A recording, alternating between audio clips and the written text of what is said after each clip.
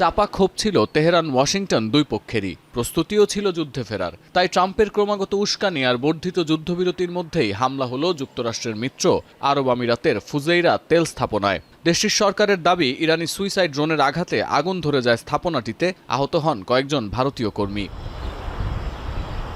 তেল স্থাপনায় হামলার জেরে সমালোচনা শুরু হলেও এর দায় সরাসরি অস্বীকার করেছে ইরানের সশস্ত্র বাহিনী। অতীতেও দেখা গেছে উপসাগরীয় দেশে ইসরায়েলি হামলার দায় চাপানো হয়েছে ইরানের ওপর।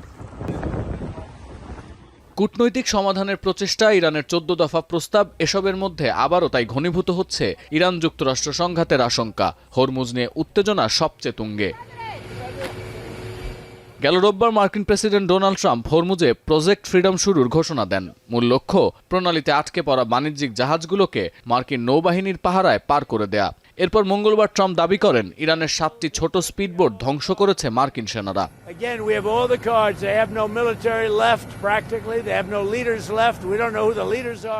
এছাড়াও হরমুজে ইরানের শক্ত প্রতিরোধ ধ্বংস করতে দুটি নেভি ডেস্ট্রয়ার বা যুদ্ধজাহাজ পাঠিয়েছে যুক্তরাষ্ট্র। ইরানি নৌযান নজরদারিতে নামানো হয়েছে অ্যাপাচে হেলিকপ্টার।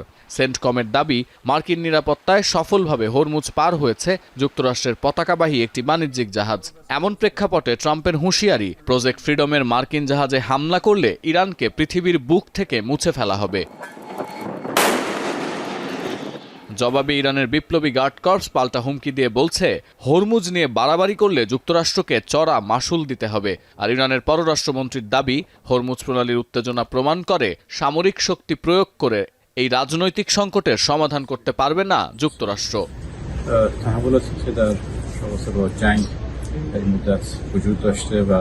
পাশাপাশি ওয়াশিংটনের বিরুদ্ধে বেসামরিক নৌযানে হামলা করে বেশ কয়েকজনকে হত্যার অভিযোগ এনেছে তেহরান। এর কিছু সময় পর তাসনিম নিউজ জানায়, ইরানের দক্ষিণে একটি বন্দরে হামলা হয়েছে। এ সময় সুইসাইড ড্রোনের আঘাতে জেটিতে আগুন ধরে যায়। ক্ষয়ক্ষতি ব্যাপক না হলেও সতর্ক অবস্থানে আইআরজিসির নৌ কমান্ড।